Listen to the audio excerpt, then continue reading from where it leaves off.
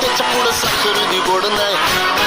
पण बोलताना मुद्दा असा मांडते की त्याला काही तोड नाही.